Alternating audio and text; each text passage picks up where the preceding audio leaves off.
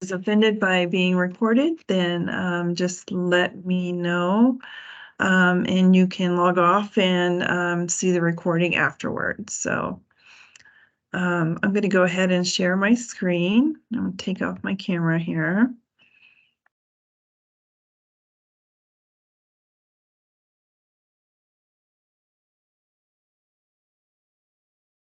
Oops. Can everyone see my screen?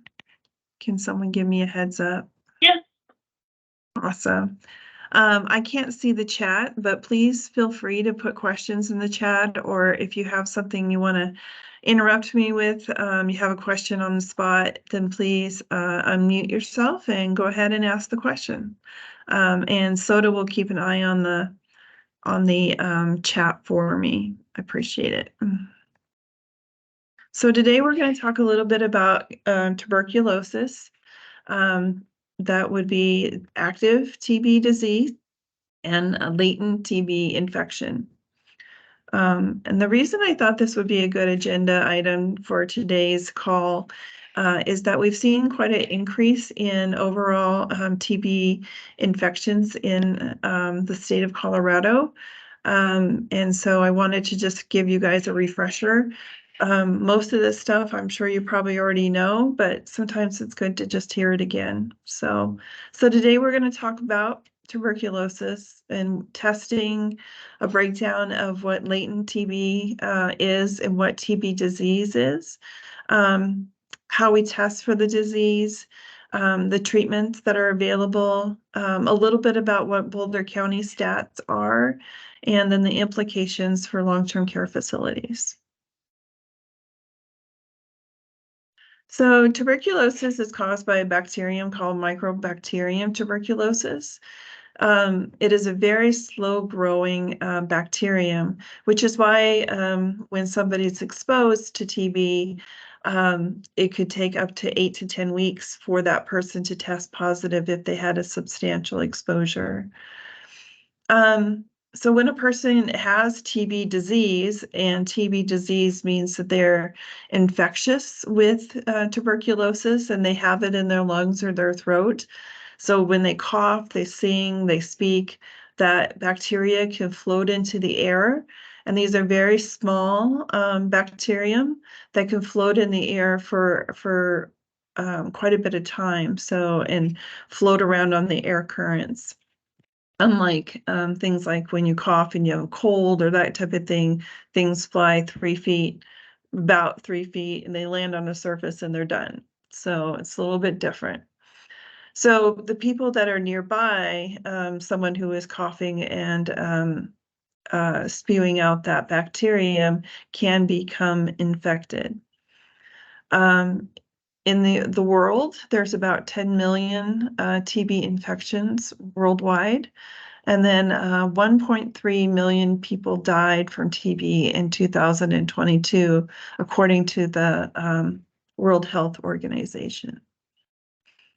The good news is that close contacts like family, friends, and coworkers are more likely to be exposed enough for exposure to get the disease, and casual contact transmission is rare. So, you sit next to somebody on the bus on your way to work. You run into somebody at the grocery store and have a conversation with them. Things like that are pretty rare and too short of a contact really for transmission to take place. Ooh, didn't mean to do that. There we go. So when a person breathes this TB bacteria in, the bacteria settles in the lungs and starts to grow. TB disease in the lungs or throat can be infectious, and this means that somebody who has TB disease can definitely spread it to others. TB disease actually spreads through the blood to other parts of the body, so not just your lungs or your throat. Common sites are the kidneys, the spines, the abdomen, even the brain. Those parts of the body are not infectious because they're encapsulated. So we're all familiar with how to test for TB. We're talking about the TST skin test first. A small amount of fluid, purified protein derivative, or PPD, is placed under the skin, and we check those 48 to 72 hours for in duration. It really depends on what a person's status is as to whether or not the test is positive. So for those who are immune suppressed or have HIV, they only need a 5 millimeter in duration to be positive. For most of us who are in healthcare, or somebody who's come from a country that has a high rate of tuberculosis, someone who works in congregate settings, if they have a 10 millimeter, then they're considered positive as well. And for those of us, or so those people who have absolutely no risk of infection, they haven't been around anyone with TB, they don't work in any kind of environment that would put them at risk, theirs would have to be at 15 millimeters. A TST can give a false positive result for those who've had a BCG vaccine in the past. The BCG vaccine is given to infants, small children, to prevent neurotuberculosis. It's only given in other countries and not in the United States. So if you have somebody who's born and they say they've been vaccinated with BCG, you probably want to avoid doing a TST on them and do the blood test instead.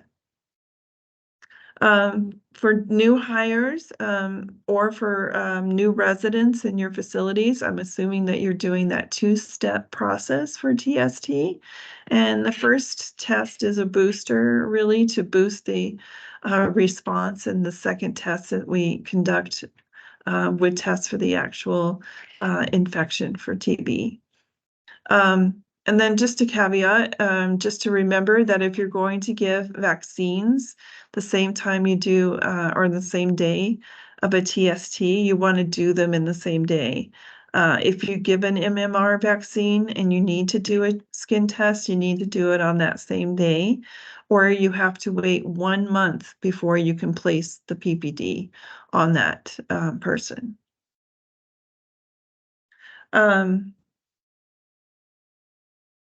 All right. Sorry about that. Lost my thought. Another type of TB testing is interferon gamma release assay, or an IGRA blood test.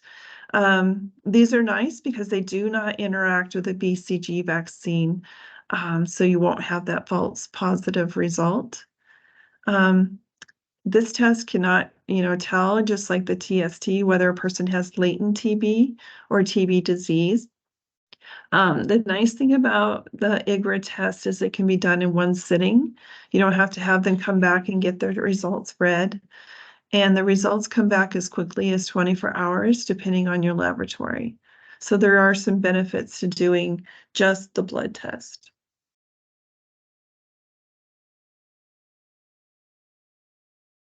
Does anyone have any questions or any questions in the chat? No questions yet. All right, thank you. So let's talk a little bit about latent TB, which is the most common form of tuberculosis, especially in the United States.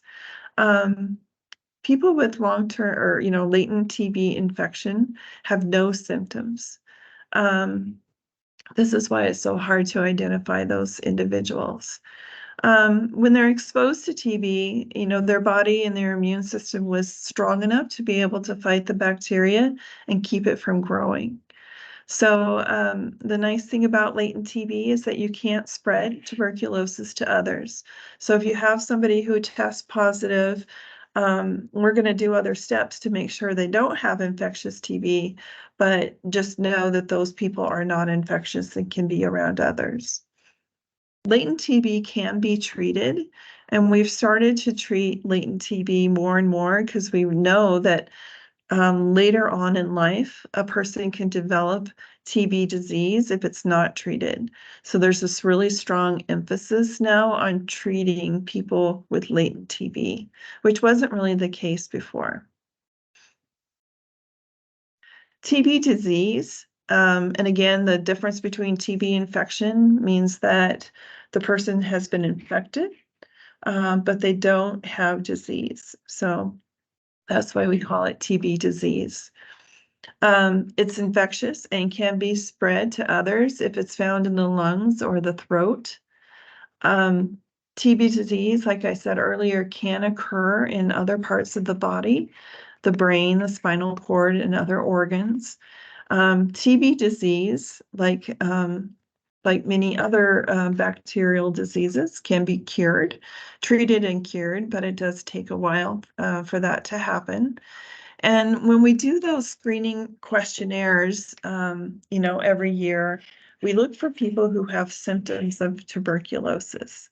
And some of those symptoms could be a chest x-ray with cavitations, pleural effusions, somebody who has a cough for more than 3 weeks, and they could be coughing up blood because they've been coughing so much. Shortness of breath, those with unplanned weight loss, fatigue, and anorexia. Let me go to my notes here real quick. It's really, really important to know that if you do have somebody who has TB disease that's confirmed or expected, you never place an N95 mask on an individual with TB. Their breathing is already compromised, and by putting on that N95, you compromise them even more. So what we do with those individuals is that we put a surgical mask on them, and then the people who are around them taking care of that individual need to have their N95 on. So just kind of keep in mind that when we go through all that fit testing, we answer all those questionnaires about cardiac conditions and breathing conditions before we're allowed to put on an N95. So that's why we could never put one on a individual with TB disease. It would compromise their breathing capability. How is TB diagnosed? I get this question a lot from different facilities when they have somebody who's tested positive with a TST or an IGRA. What do we do next? So the most obvious thing to do is the chest x-ray. The reason we want to do that is we want to make sure there's no disease in the lungs, cavitation, those pleural effusions. We want to make sure that those are not present in those individuals. We also do a screening questionnaire to ask about those TB symptoms that we just talked about. Do they have loss of weight? Have they been coughing? All of those things help us identify whether a person is a suspect for TB disease. If the chest x-ray is positive, then we continue on with sputum smears. And those sputum smears are collected every morning and for 3 different mornings. And those are examined for bacilli. And what they do is they take that smear and they stain it. And they're looking for any kind of active fast bacilli in the smear because those microbacteriums are a bacilli. If that's positive, they also do either a NAT or a PCR on the sputum sample. And between all of this information that they've gathered, they will start treatment, especially obviously if the PCR is positive and the smears are positive, they go ahead and start a treatment. A culture is done, but TB is super slow growing, and we don't want to wait for results from a culture to start with treatment. Drug susceptibility testing for drug resistant or MDR tuberculosis is very important. So they do susceptibility testing um, on all cultures that they have done on the TB. So, and the reason why they do that is because more and more individuals have those multi-drug resistant tuberculosis. So it does take a little bit of different treatment for that to be successful. Another thing I didn't put on here, but something to think about is if you have somebody who has had a close contact with a TB disease patient, you want to make sure that you test them with a PPD or a TST or an IGRA right away to get a baseline. And then you want to wait about 8 to 10 weeks and retest them. That's because of that slow growing tuberculosis. And that will give you a good idea of whether or not those individuals have converted. Either they'll have latent TB or they've progressed to TB disease. So it's not something that we can, fix right away. We have to be patient. And that's why we don't do, a serial testing on individuals. We do wait that 8 to 10 weeks. And TB treatment has really gotten a lot easier. For those who have latent TB infection. The newest treatment is a 3-month course of once a week of isoniazid plus rifapentine. This is a really successful treatment. The person comes in, gets their medications once a week, and they're done in 3 months. And we prefer this over any other treatments. Another successful one is the rifampin for 4 months daily. And then there's also a 3 months daily with isoniazid plus rifampin. All of these drugs do cause side effects, and side effects are probably one of the biggest reasons why people stop treatment. But we try to encourage the completion of treatment because we do not want to have multi-drug resistant tuberculosis. TB disease treatment is much more intense, can take up to 6 to 12 months of treatment, and we're talking daily treatment of isoniazid plus rifampin, and then paracetamide and ethambutol. This 4-drug cocktail is given every day. Sometimes we can skip the weekends after they've been on successful treatment. And again, unless they're multi-drug resistant, we follow these pretty much religiously, but there are second and third line drugs out there that can cure multi-drug resistant tuberculosis. A little bit about placement. For the most part, you probably won't have patients or residents with TB disease. But if you were, they're infectious and they need to be placed into airborne precautions in a negative pressure room. Now, most long-term care facilities will never be equipped with that special negative pressure room. They must be transferred to a hospital or a facility that can accommodate them. The staff who enter those rooms must include an N95 mask that's been fit tested, or a PAPR, which is that purified air particulate respirator, personal respirator. I can never remember, but it's an apparatus that fits over your head and filters the air, and it's usually battery operated. And patients who go into these airborne precautions and negative air pressure rooms need to stay in there until they're smear negative. That's the only way they can be discharged. And when they get out, they'll continue treatment with something that we call daily observed therapy. Any questions? Stop there and see if there's anything. Nope. Alrighty. So there's public health implications, and it rarely ever goes to that severe type of confinement of TB disease. But there are rules in place to make that happen. There's Colorado's revised statute 25-4-507. And what that basically says is that people who are uncompliant with their treatment can be confined to their home until they are no longer infectious. It does take a public health order signed by a judge. And that has been done in the past and here in Boulder County. But it is a big deal, and we try to avoid that at all costs.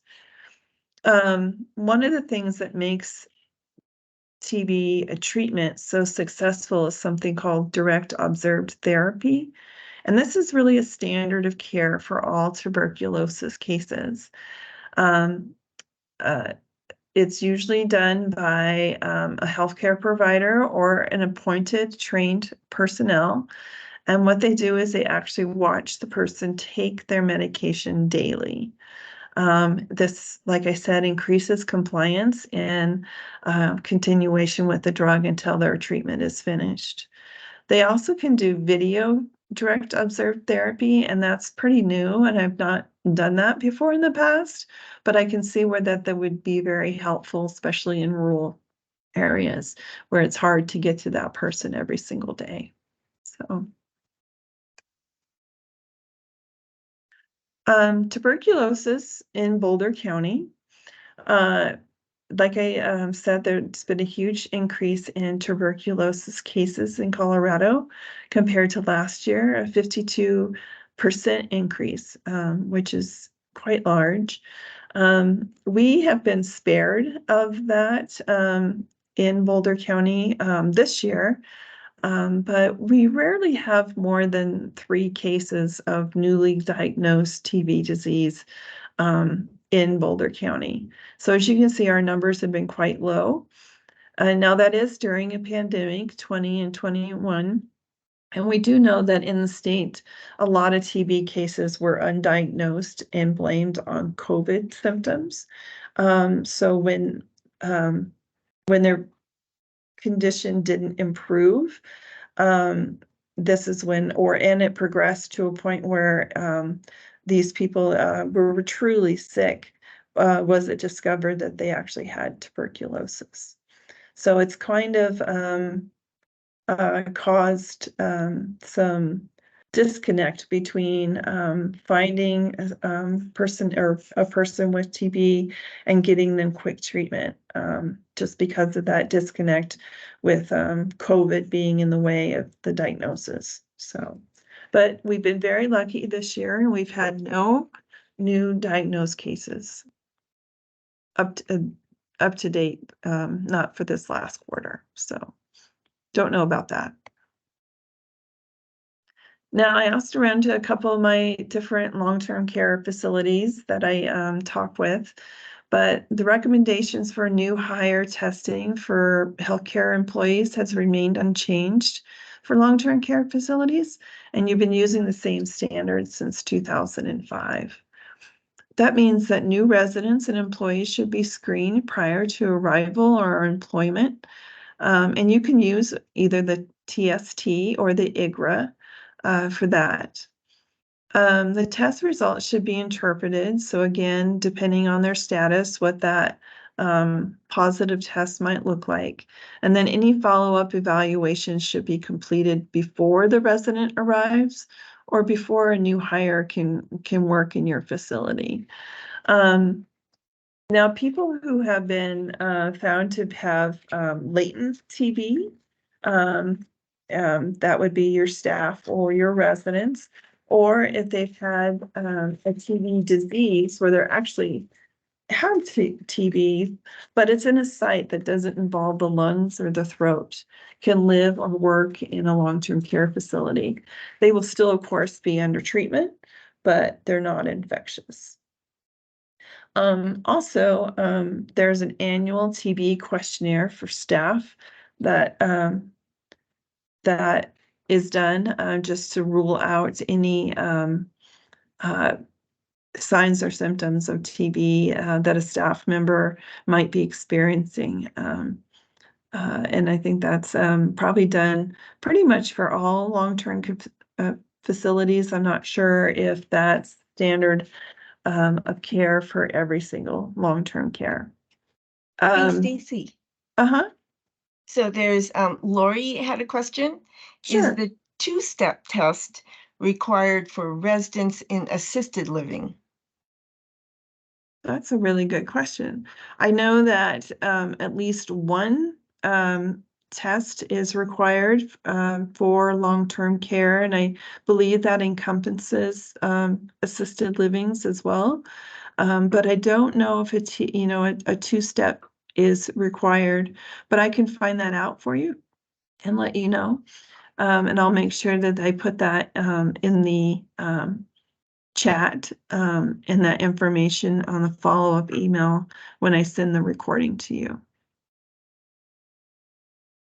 The only thing that I had to add to this is that I found that there is an actual state statute that requires long-term care facilities to keep all of their records for annual testing or annual screening. So that if there is an event with someone who has TB disease, you can go back to that information that you've gathered, and the state can actually review that information.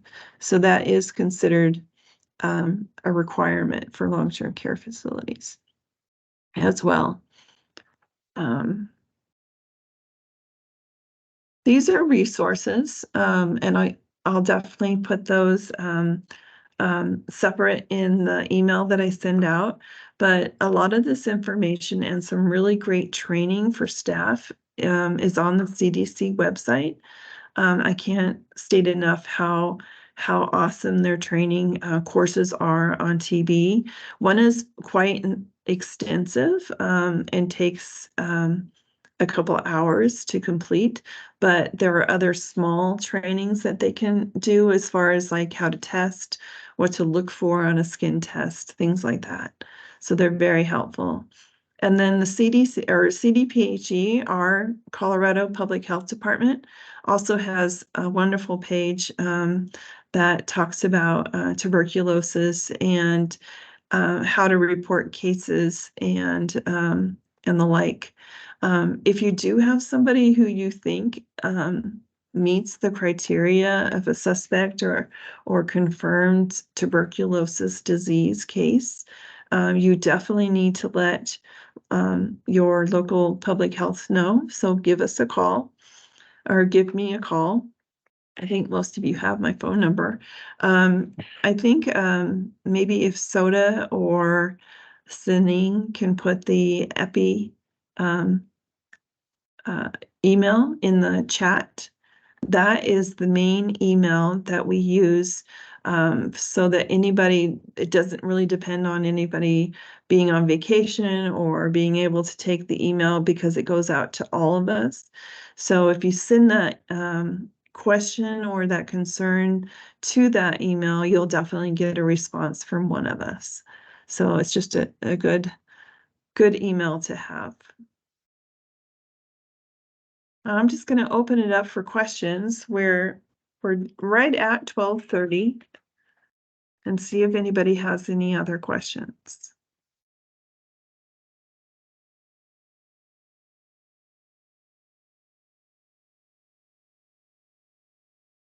Stacy, Uh-huh. will we get a copy of the slides when you send the recording over as well? Yes, absolutely. Awesome. Thank you so much. You're welcome. You're welcome. any other questions? All right. Well, I'm sorry to see that there was only a couple of us on today, but I'm really happy for those of you who came on and joined us for our little quick information session. So definitely give us a call if you have questions or concerns.